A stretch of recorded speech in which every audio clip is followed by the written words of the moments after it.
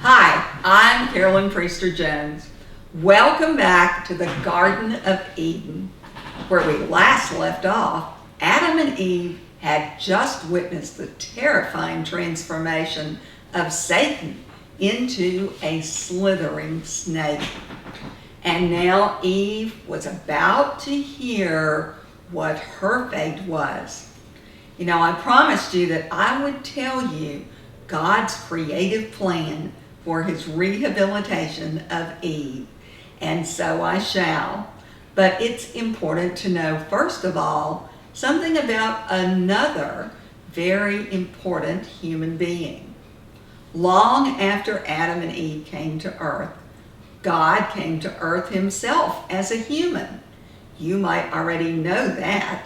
He came as Jesus. Now, you might be thinking at this point, what could Jesus possibly have to do with Eve? They lived in very different times. Well, let's take a look. Jesus bore unimaginable pain in order to receive the wages of sin that Satan wanted to pay us. You know, it says in the Bible, the wages of sin is death.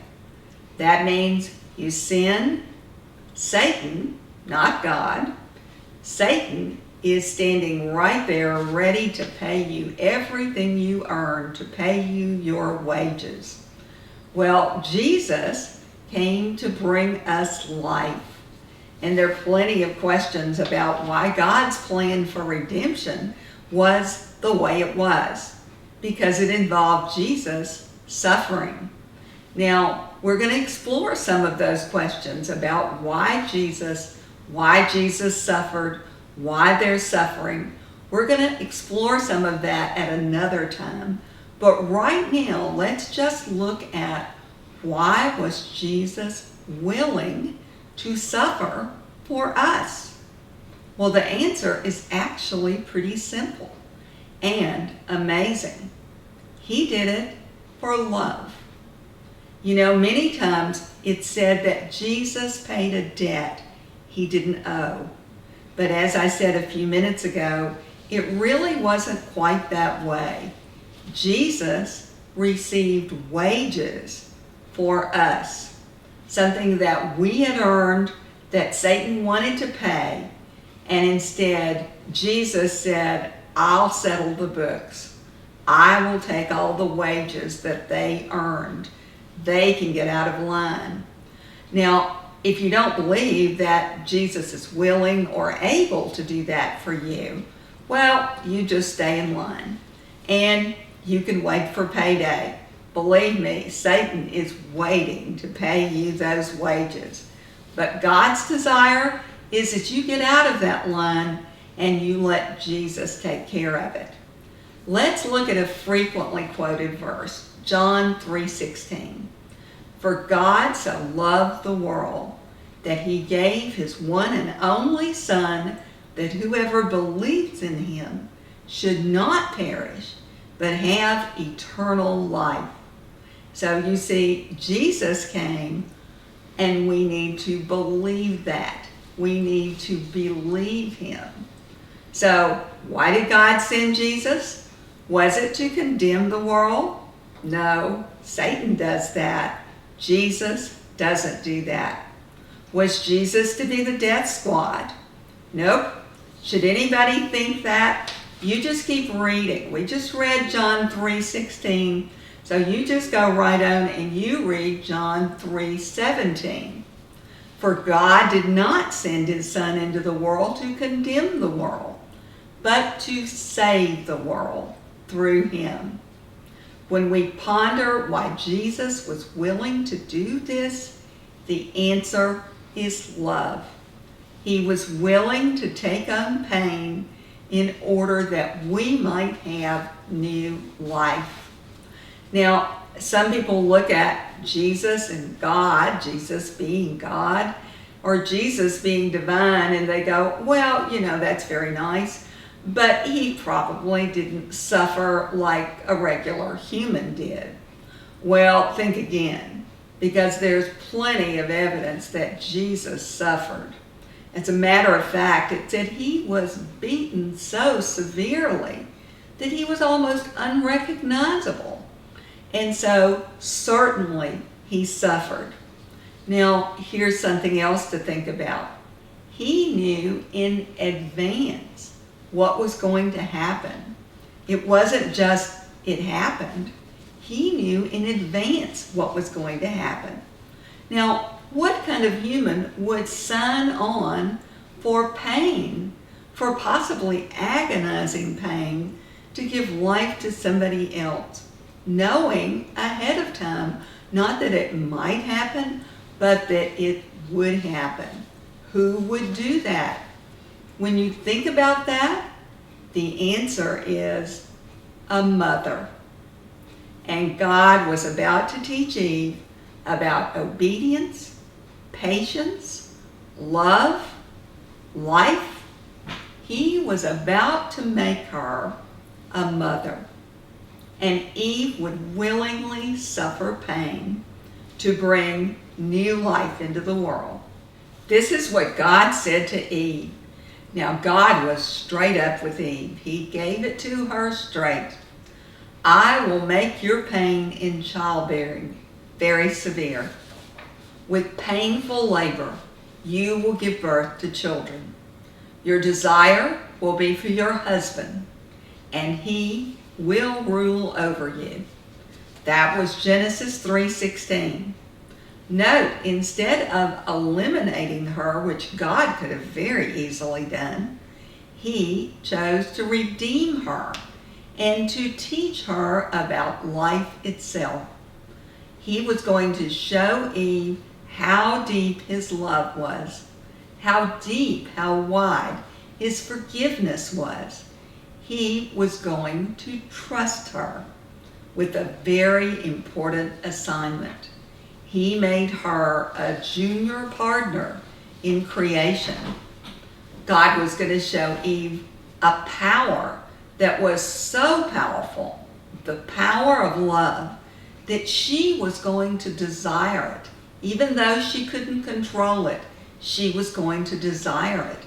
Even though she knew it was going to bring pain, she would want to participate in creation. God was going to teach Eve about submitting to love and receiving life that was going to keep going for generations. God was going to teach Eve how to receive real life instead of stolen things that were not life. The things Eve had tried to steal or take a peek at were not real life. God was going to show Eve real life. Now, Eve also had a problem with patience. She didn't want to wait. When she bit into that apple, she didn't want to wait, or that fruit. She did not want to wait. Well, God was going to teach Eve how to wait. The seeds of life that Adam would give to her were going to take 9 months to mature inside of her. God was going to teach Eve how to wait patiently for his creation to appear. God was going to show Eve the power within her that would exceed any power she thought she had. A power that would take over her body and would propel a gift forward, and literally he would lay it at her feet and then place it in her arms. Eve would be able to look at this wonderful human being who had bits of herself and bits of Adam and the wholeness of God himself. Eve would have to stay within boundaries to get all of that. Eve had acknowledged her sin in all humility, and now God was going to give her the gift of being the mother of all creation.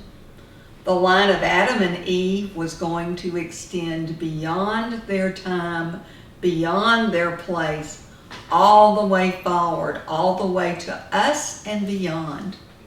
But those conditions those conditions, those boundaries, Eve did have to pay attention.